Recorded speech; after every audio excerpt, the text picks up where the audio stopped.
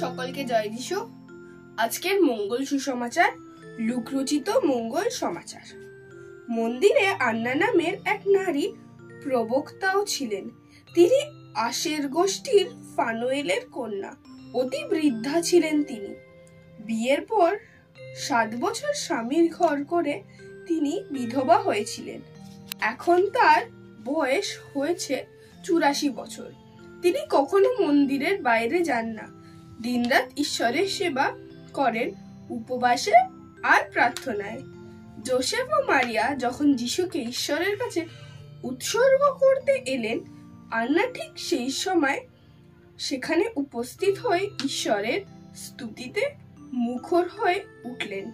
সকলকেই তিনি শিশুটির কথা বলতে লাগলেন।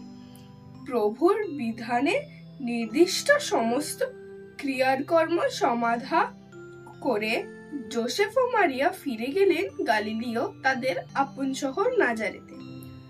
আর শিশুটি বড় হতে লাগলো, তার দেহে এলো শক্তি, অন্তরে এলো জ্ঞানের পূর্ণতা, ঈশ্বরের অনুগ্রহ তার উপর নিত্য অধিষ্ঠিত ছিল।